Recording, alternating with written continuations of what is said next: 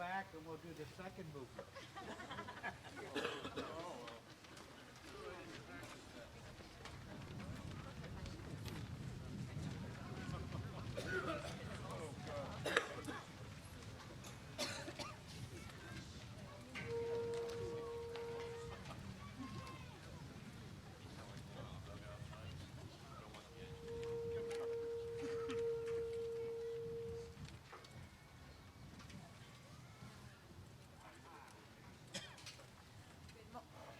Okay, guys, I'm not on.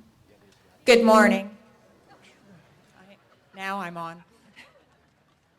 I'm Cindy Silva, Mayor of the City of Walnut Creek, and on behalf of the City Council, I'm very pleased to welcome you to Walnut Creek's 2011 Memorial Day observance.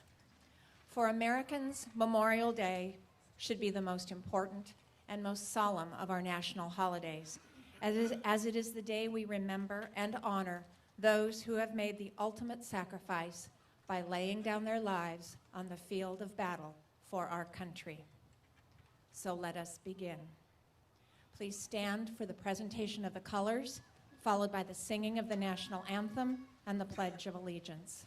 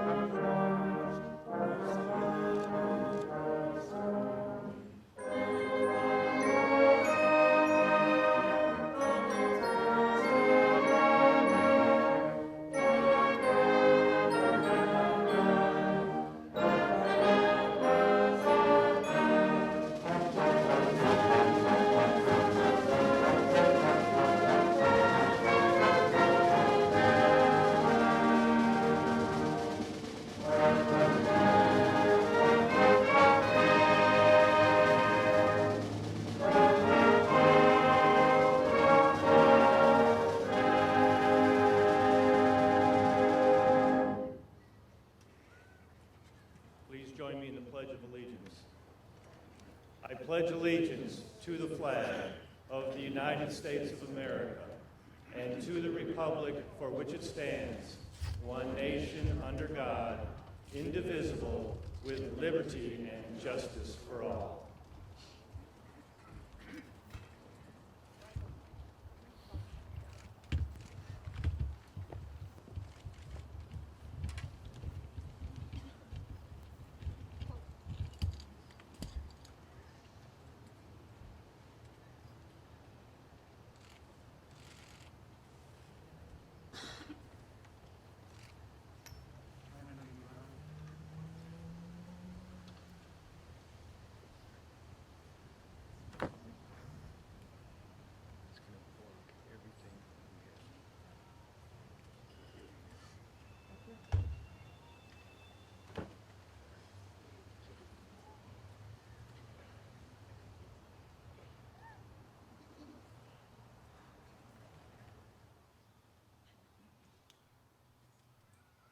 Thank you. You may be seated. I would like to thank the United States Marine Corps Color Guard from the Contra Costa Recruiting Station for their participation today, the Walnut Creek Concert Band under the direction of Harvey Benstein for their inspiring rendition of the Star-Spangled Banner, and Council Member and two-time Mayor Gary Skrell for leading us in the Pledge of Allegiance. I would also like to introduce the other members of the City Council who are with us this morning, Kish Rajan and Christina Lawson. And I bring you greetings from Mayor Pro Tem Bob Simmons, who had to spend this weekend in Hawaii at his son's wedding. I would also like to recognize former mayors who are with us today, Gwen Regalia, Charlie Abrams, and Kathy Hicks.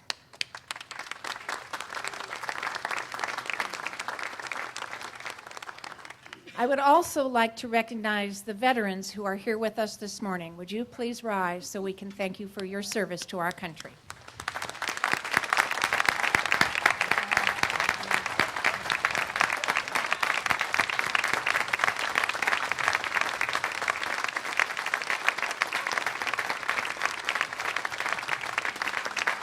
Thank you. The invocation this morning will be delivered by Reverend Dwayne Michael, chaplain with John Muir Medical Center, Walnut Creek.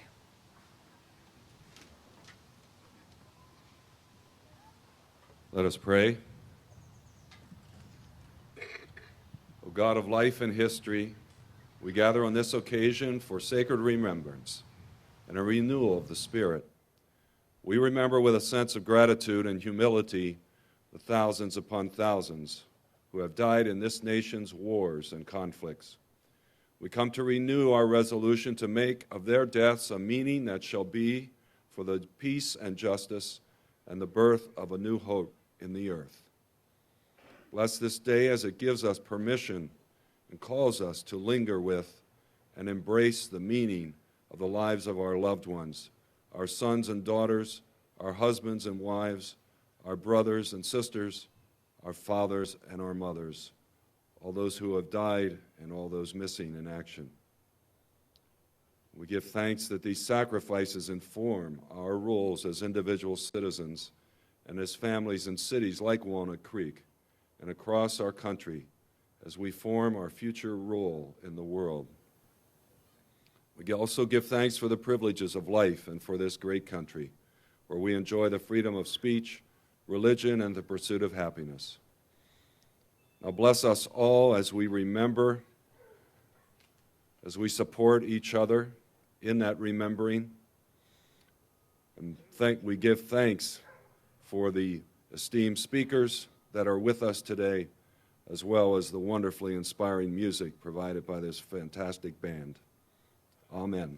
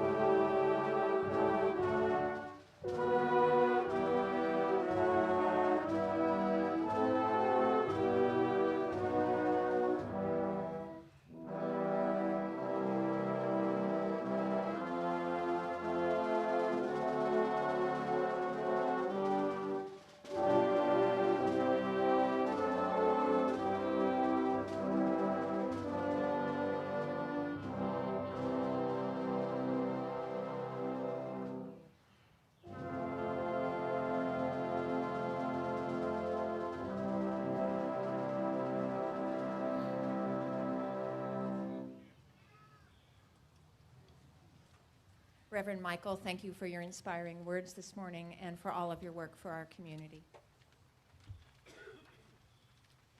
This year, 2011, marks the 150th anniversary of the start of the Civil War, a conflict that tore our nation apart for 4 years.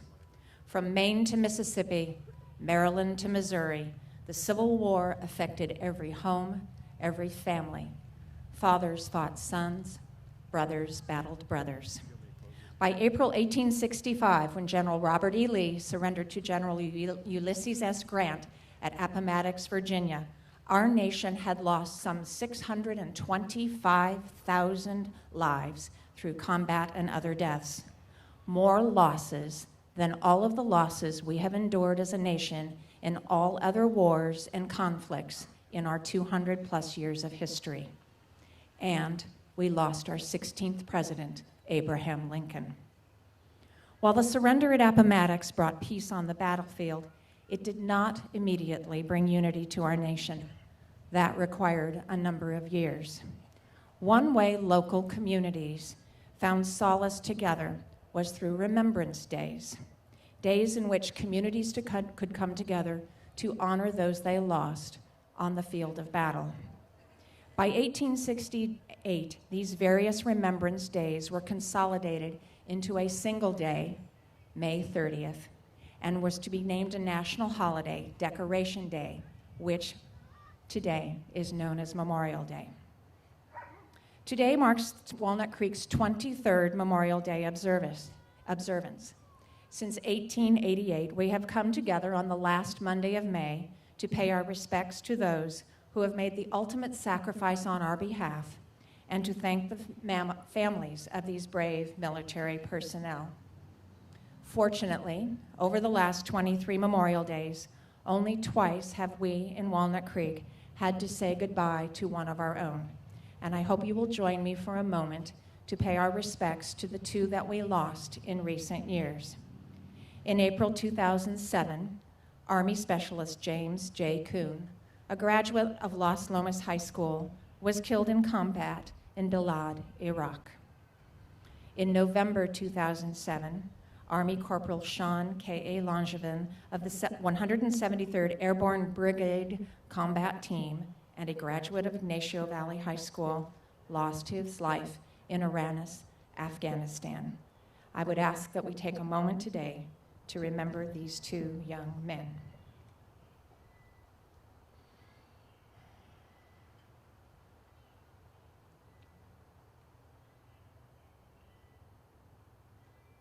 Memorial Day is not only an opportunity to honor those we've lost and brought home, it is also our chance to honor those who have gone missing while serving our country.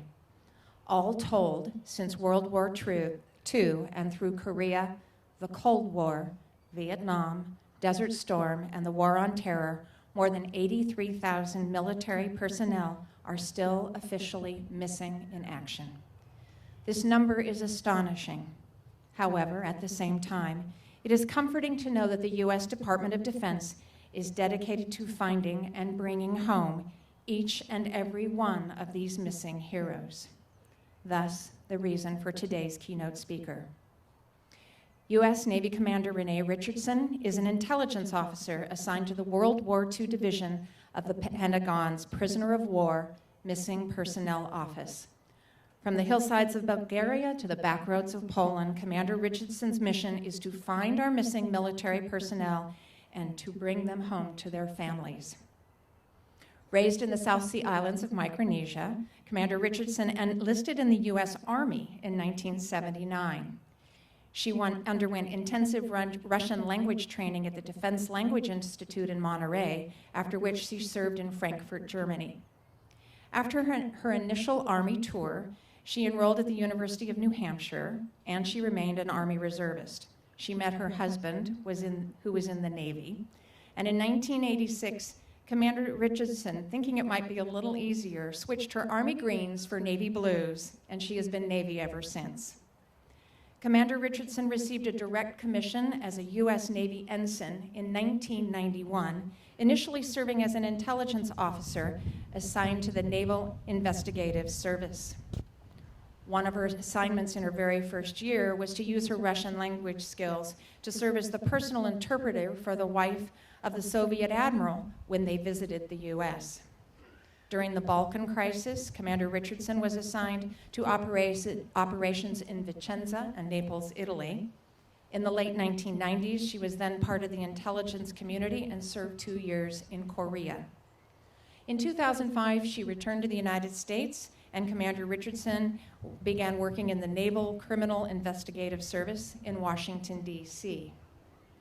In 2007, she was assigned to the Defense Prisoner of War and Missing Personnel Office, for which she currently serves as Branch Chief for the World War II Division. Commander Richardson holds a bachelor's degree in political science from the University of New Hampshire and a master's degree in business administration from the Naval Postgraduate School. If that isn't enough, she is married to a Navy captain and has 4 children, the eldest of whom is a Lieutenant JG in the Navy assigned to the USS Dewey, ported out of San Diego. Please join me in welcoming Commander Richardson to Walnut Creek.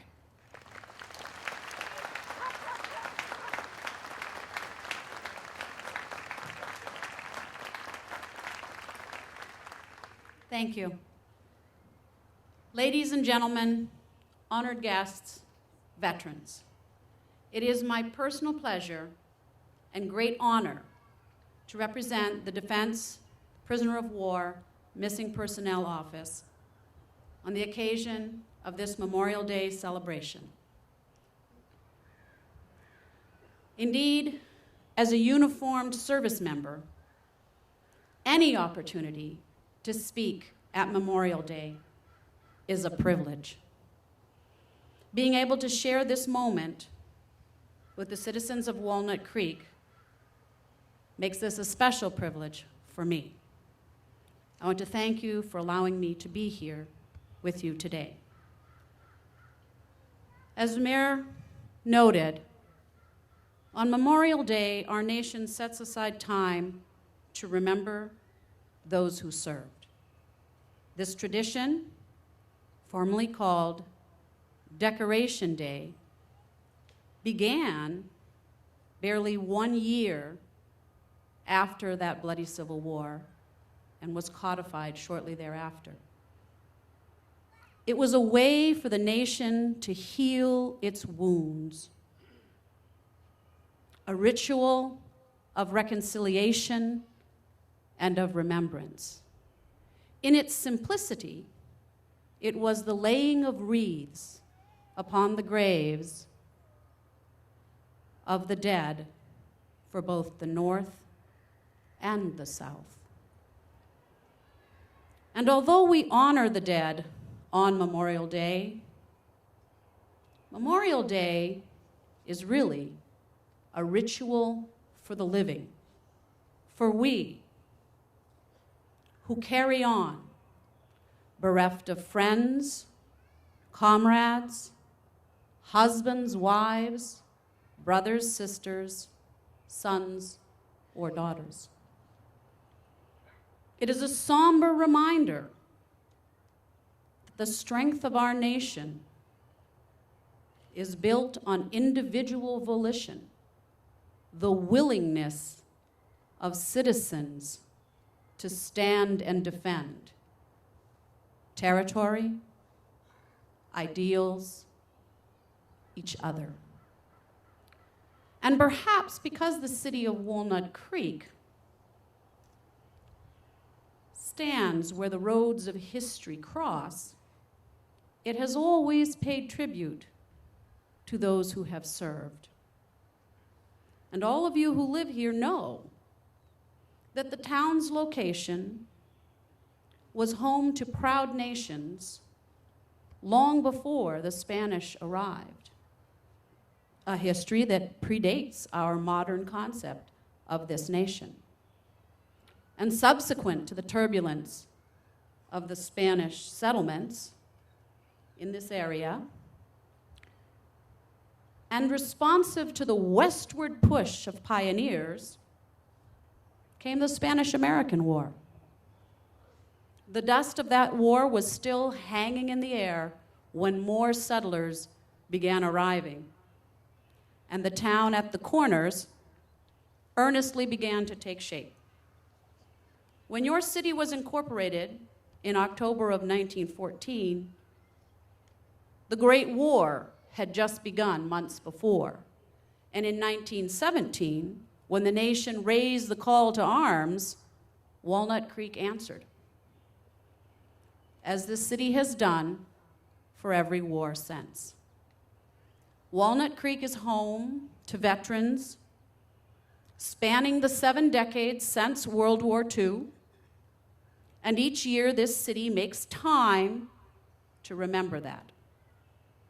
It remembers not only those who served and are serving, but those who stayed behind and supported the service members. Walnut Creek is home to a number of noteworthy individuals from the Second World War and other wars, and you will hear about some of them today. I would like to mention 2 by name. Agnes Moore answered the nation's call and served as a welder in the Richmond shipyard, building the vessels that fought in the Second World War. Her present-day counterparts in shipyards in America, like Pascagoula, Mississippi, carry on that tradition. Pascagoula, Mississippi built the USS Dewey, on which my son currently serves. The shipyard also built the USS Kidd, on which Pat also has a son serving. Agnes Moore and thousands of women like her worked on the Navy yards, like Mare Island Navy Yard, where my grandfather commanded, also a Navy officer. And perhaps it was welders under his command, or maybe Agnes herself, who made the welds that kept my father safe. A Navy sailor serving with the Marines, he fought across the Pacific, Bougainville, Guadalcanal, the Solomon Island campaigns. My father came home. So many others did not.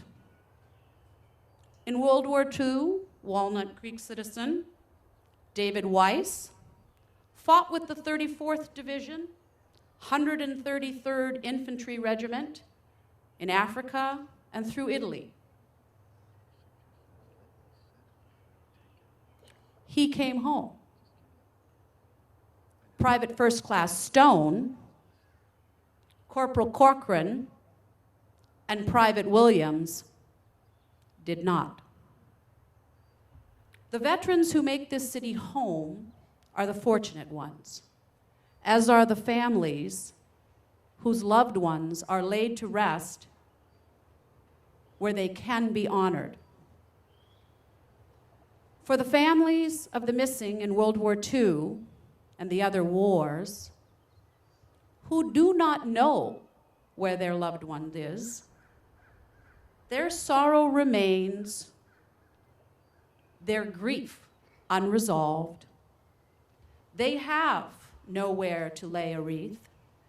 They have only this collective ritual of remembrance and honor for their beloved.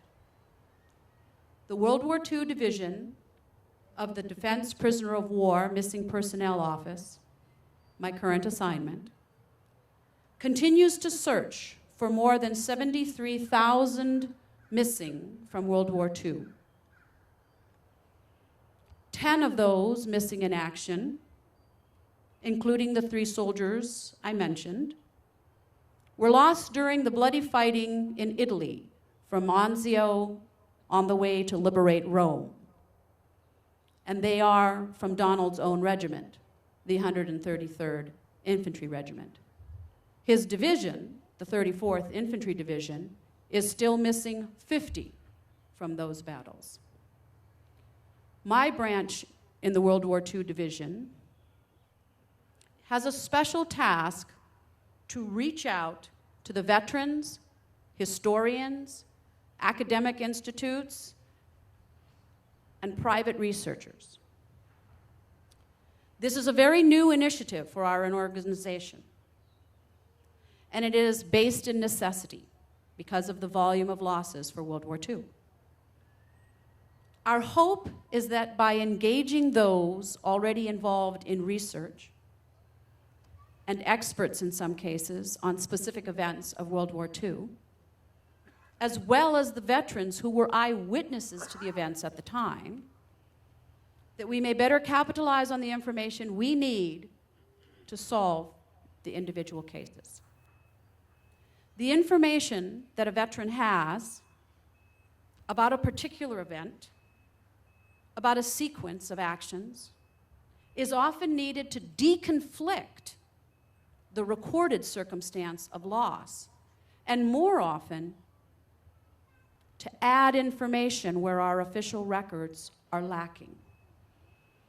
The diaries and the memories of our veterans are an important part of our work to find the missing. They are also an important part of our collective history of this nation.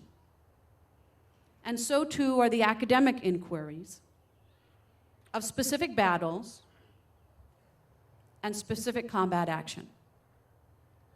One of those people, independent researcher, historian, who has helped our office is your very own Jerry Whiting.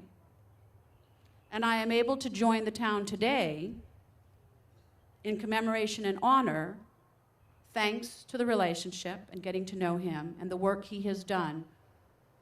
So Jerry, thank you for the dedication to the missing and to our mission. Within the World War II division, as in other divisions, we regularly receive letters about our work. Some months ago, we received a letter from a gentleman whose father, a World War II pilot, had just been recovered and identified. He had just come back from his father's funeral at Arlington National Cemetery, and he wrote, I quote, "Never have I witnessed a more sacred or profound experience as that." He also wrote, "I hope the people engaged in this work understand the impact they are making on lives." And I can tell you from my own personal experience that we do feel that impact. We work each year with the families of the missing on a very close basis. In my 30 years plus of military service, this position, this job, working to account for the missing, is the most fulfilling and honorable assignment I have held. The duty to which we are bound to find or account for those still missing is a promise to those now serving that they too will be sought if they fall in battle. It is a promise to the families of the missing and the lost that they are not forgotten.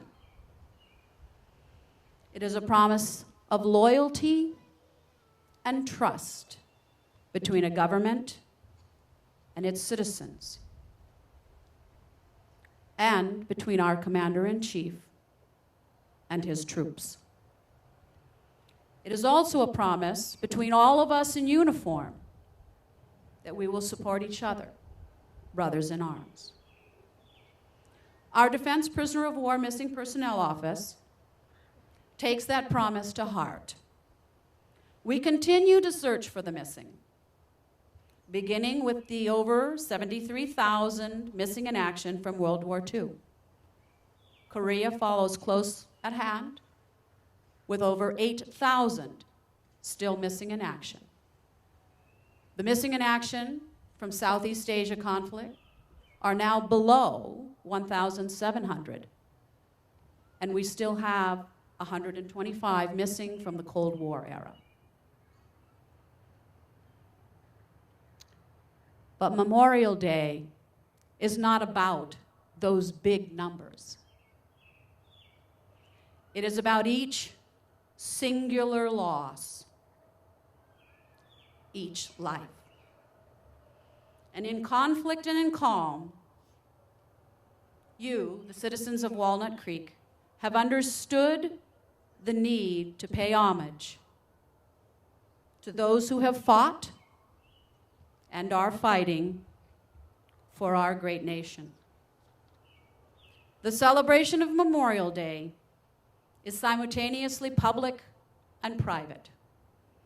We come together as individuals, as friends, family, and as citizens of a grateful nation to mourn, remember, and honor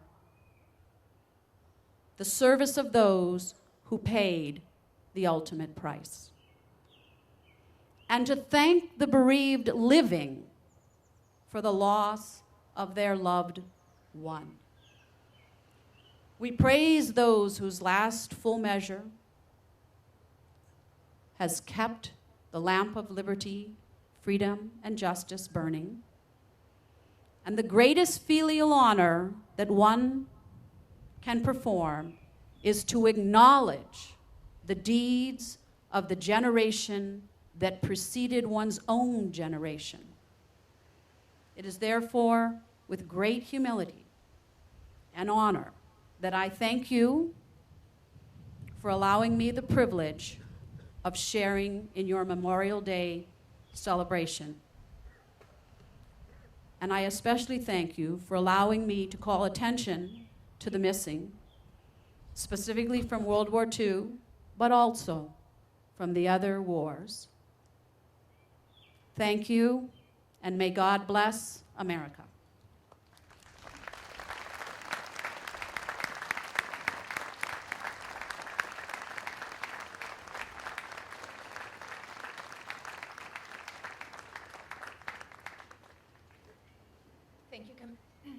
Thank you, Commander Richardson, for being with us today. While I know that it's terribly difficult for family and friends of the loved ones who are missing in action, I'm sure it's tremendously comforting to know that you and the others like you in your office are working daily to bring those that we've loved home. Thank you.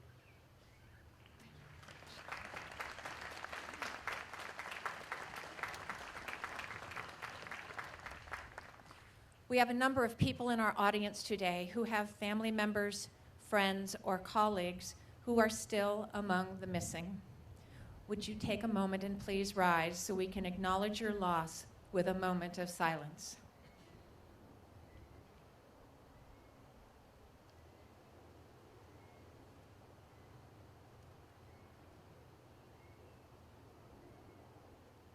Thank you.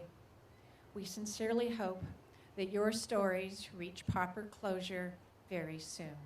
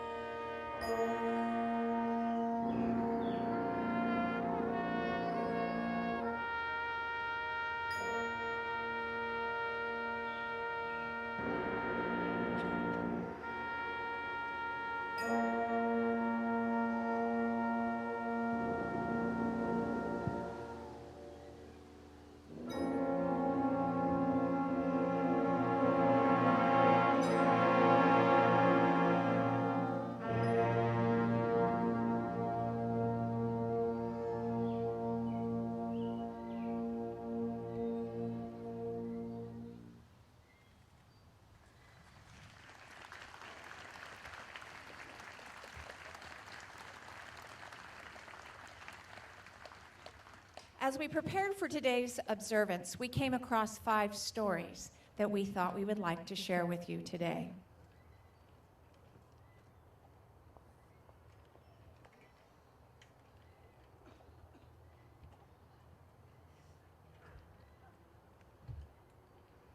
I'd like you to think back. It's 1943. In the Pacific, the U.S. and Australian forces are waging a year-long campaign to take the island of New Guinea, a critical step to retaking the Philippines. It was an intense effort involving the Army, the Navy, and the Army Air Corps. By late summer, the Allies were battling to take Lae and Salamaua. First Lieutenant Chet Phillips was an Army Air Corps pilot. On September 8, 1943, he was declared missing in action over New Guinea. Lieutenant Phillips is still among the missing. Lieutenant Phillips' sister, Betty Fulsham, remembers that he flew into a cloud and never came back, and Betty is here with us today. Betty, on behalf of a very grateful nation, we want to give you our condolences for your brother, and thank you so very much for bearing his torch all of these years, and hopefully he will be found very soon.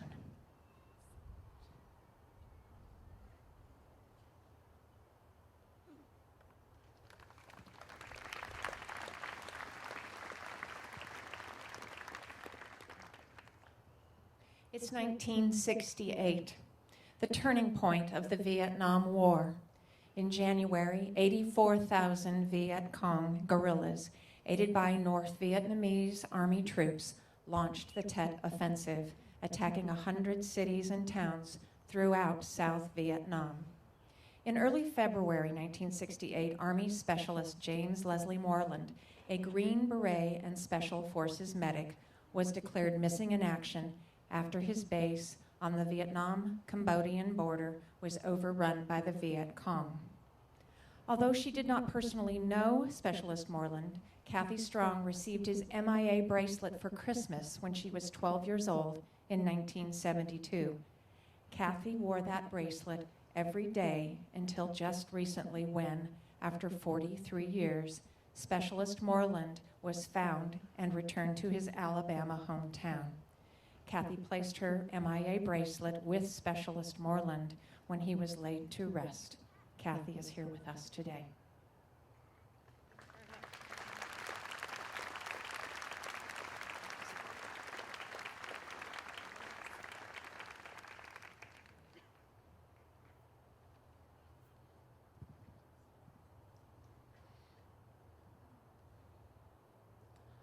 Also in 1968, on July 30th, U.S. Air Force Major Thomas Beyer was flying an observation mission out of Chu Lai Air Base in South Vietnam.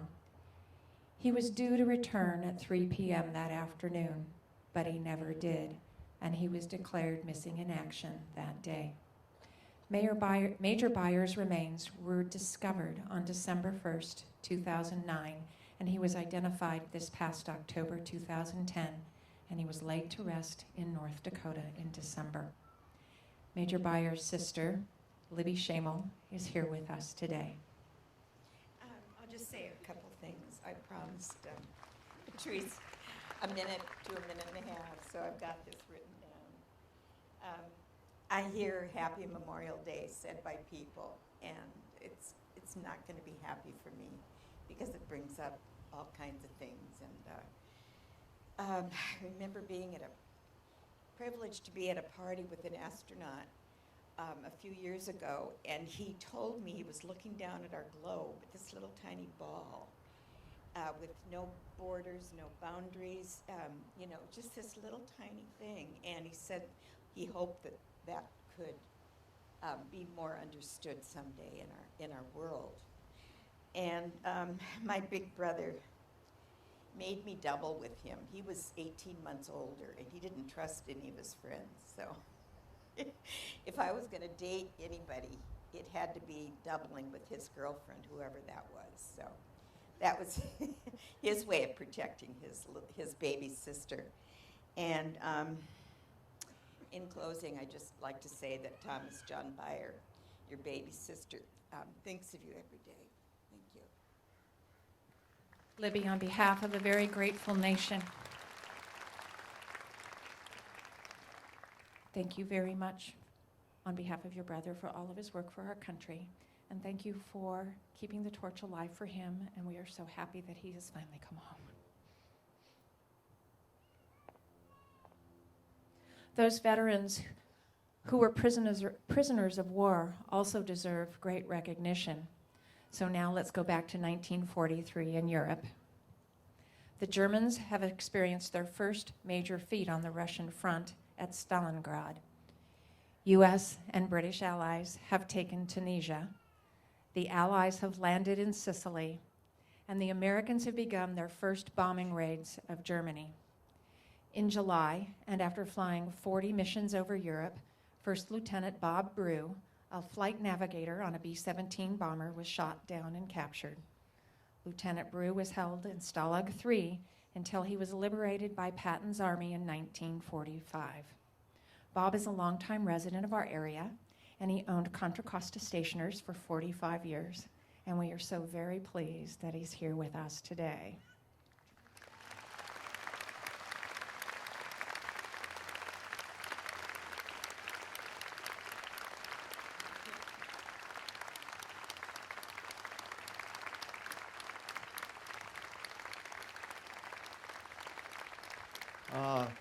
Can you hear me? Okay. First of all, a small correction. I only flew 15 missions. I wish I'd have flown 40, but I didn't. But what I do want to say is, yes, I was a prisoner of war, and there were a lot of guys with me. But you know, we came home, and 99% of us built our lives all over again in this good old United States.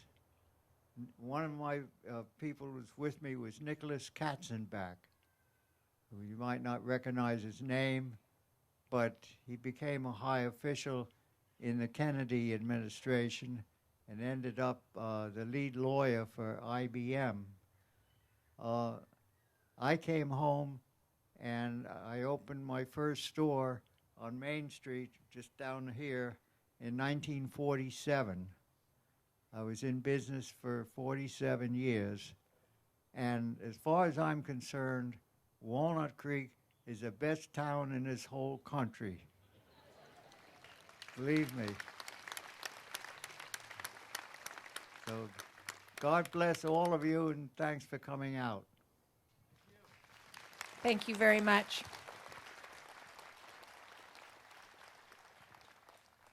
And Mr. Brew, I'd like to present you with this commendation on behalf of a very grateful nation and a very grateful community for all your work here in recent years. Thank you. Our fifth story is very special, and it's right here in the band. Harold Wright, one of the clarinetists, was a musician and music teacher when, in 1942, he joined the Marines, and he became a member of the Marine Corps Band.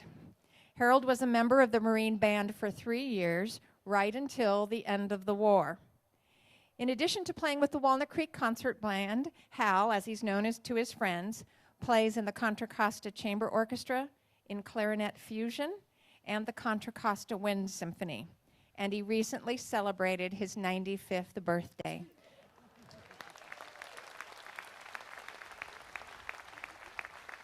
So please join me in wishing him a very happy birthday and in thanking him for his service for many years to our community and to his nation.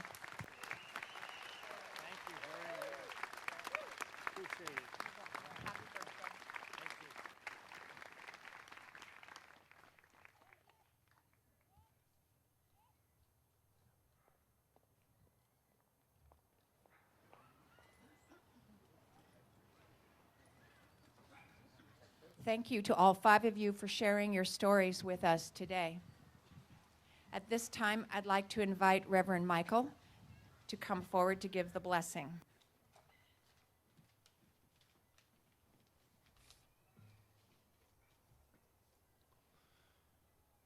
Eternal Spirit, bless these memories and those who have shared them, reminding us always of the sacrifices which have been made for us and for our children.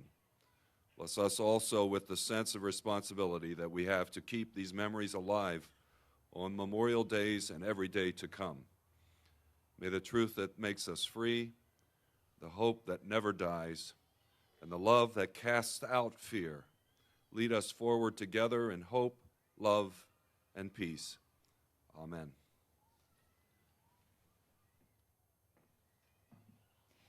Before we conclude our ceremony, I would like to again thank the Walnut Creek Concert Band and Director Harvey Benstein. They have been with us for all of these 23 Memorial Day ceremonies, and we hope they will be with us for 23 and many more.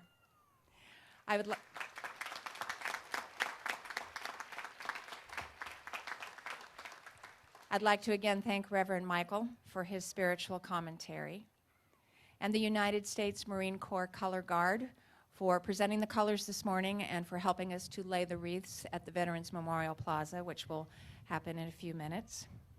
And of course to Commander Renee Richardson for traveling to Washington, D.C., and for being with us here today, but most importantly for her work to help us bring home the missing.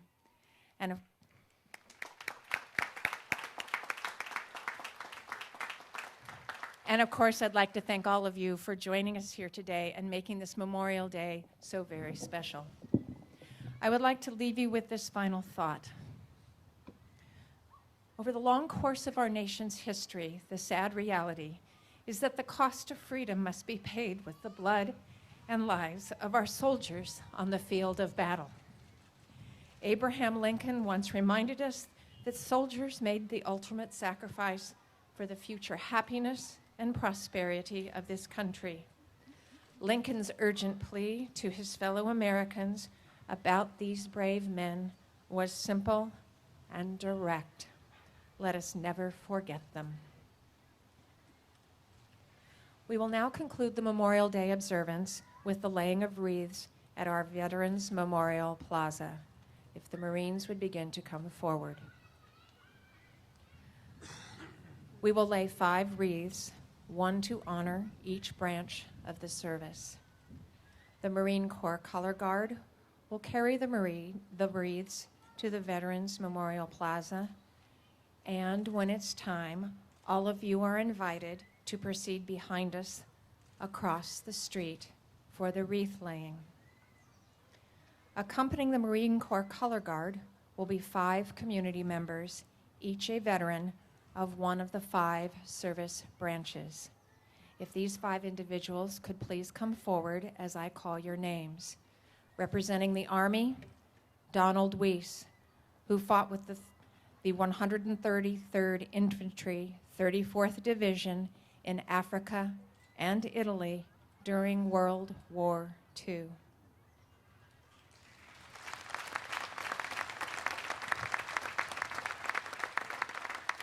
Representing the Coast Guard, retired Captain Charles B. Glass, who served in the Coast Guard from 1955 to 1985.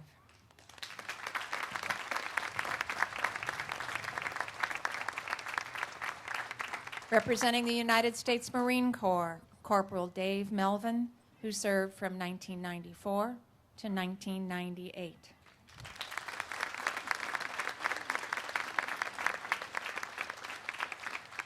Representing the Air Force, Buck Sergeant Robert Morrell, Jr., who was both a B-17 and B-29 flight crew member from 1943 to 1946.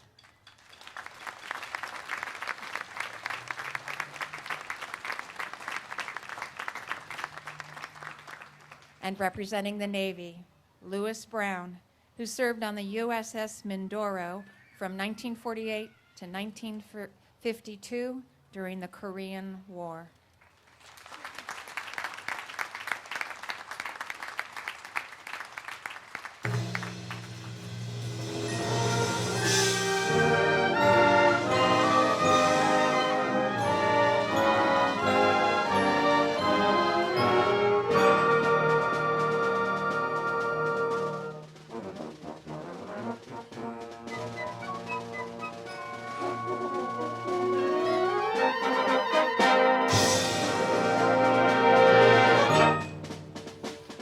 members of the Army stand?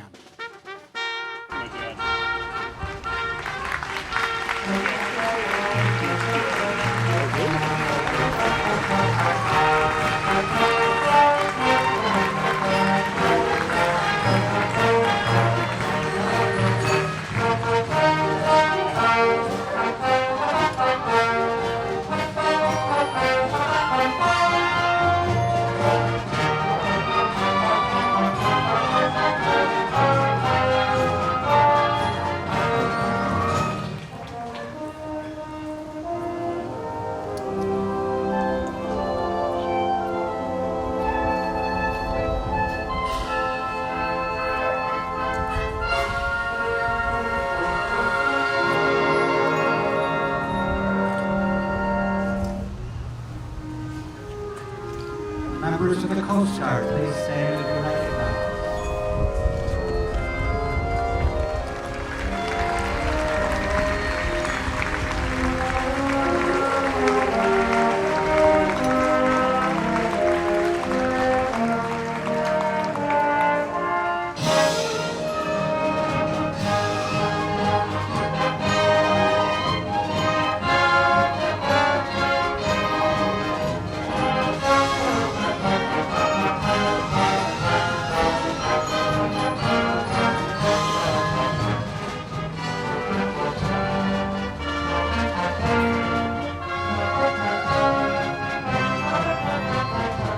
To the Marines.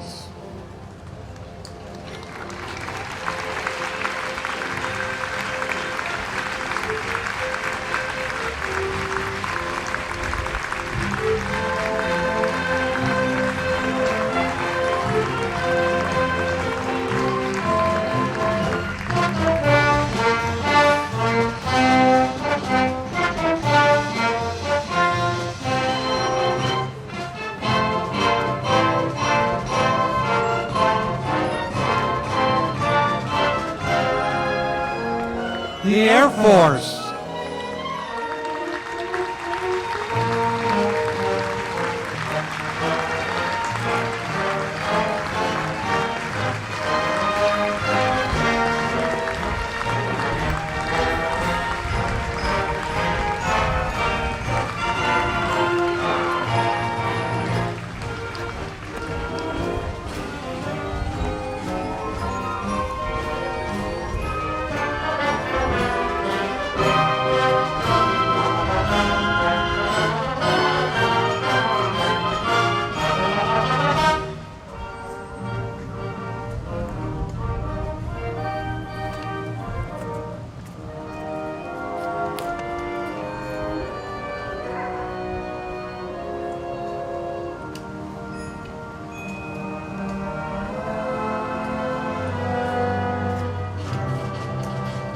The Navy.